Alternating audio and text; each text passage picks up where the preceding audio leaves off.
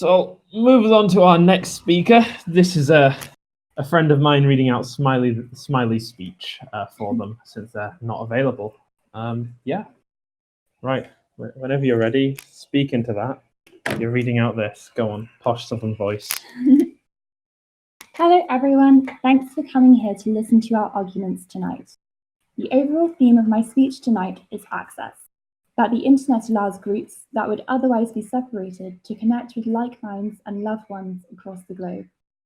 The connection of these people, otherwise separated or isolated, is a clear benefit of the growing interconnectivity of our world provided by the internet.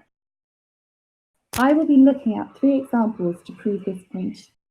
Families that have been forced to move apart, the neurodiverse and their online communities, and then the physically disadvantaged, who may find parts of the real world inaccessible. My first point is on families that have been separated, and how the internet provides a means for them to stay in touch despite their physical distance. I'm sure this is a process many of you have undergone. When you had to move away for university, when one of your parents had to take up a job offer in another city, when, tragically, parents separate. The real world quite often inflicts on us the unfair choice of choosing between being near to those who we care about and having the physical means to sustain themselves. We have to disconnect from those we love simply to make a way in this world. The internet assuages this problem. It connects those who would otherwise suffer the tyranny of distance through means such as Facebook Messenger, Skype, WhatsApp, whatever, the growth of the video call and its associated platforms, means through which families can keep in touch with each other. This communication and the tenderness of the connection it provides is made possible by the ever-growing connected world provided by the internet. Furthermore, I will be considering how the physically disadvantaged, who may struggle through no fault of their own to connect with people in the real world, and how the internet enables them to connect with people. A great example of this is the elderly.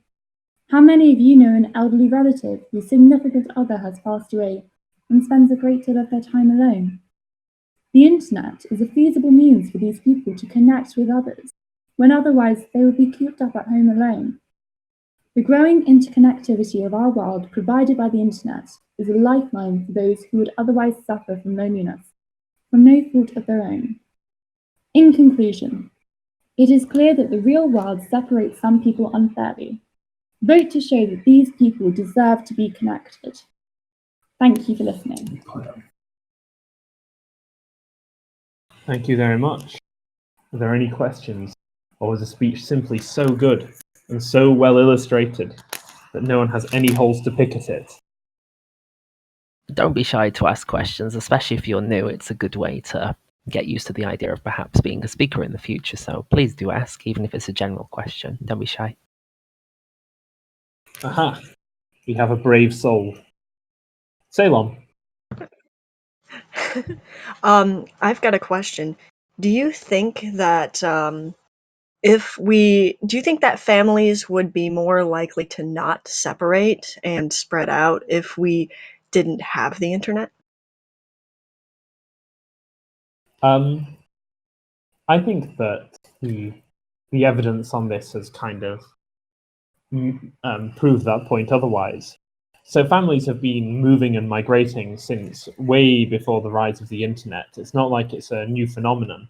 All the trends that have been described, people moving away for university, the rise of the university as an institution attended by everyone is a process separate to the internet.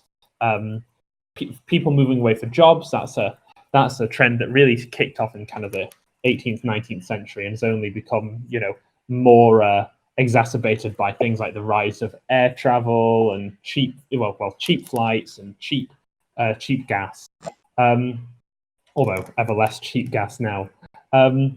So I think that the trends making people move away are kind of separable from the internet. And they are to do with our world becoming more connected, but in other more kind of infrastructural ways. All right, thank you. Anyone else?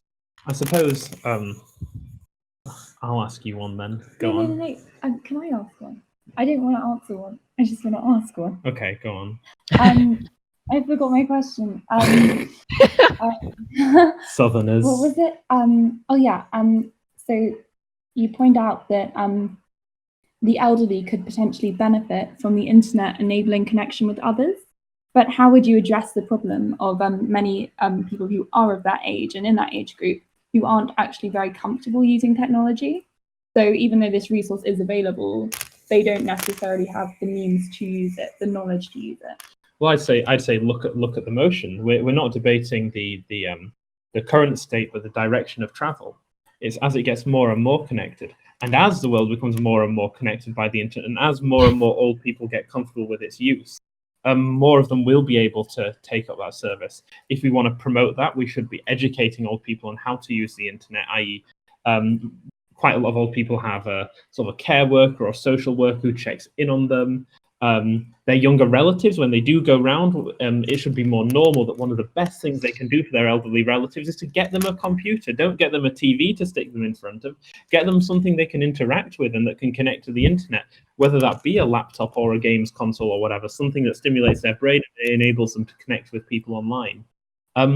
Also, adaptive technology is a big thing. For example, screens with larger buttons, things that are more intuitive to use. There's a lot of that technology already exists, actually. So, yeah, education and promoting that sort of thing. So I think the direction of travel on this is positive. That as elderly people get more kind of like plugged into the online world, they will kind of start to deal with their feelings of social isolation and loneliness.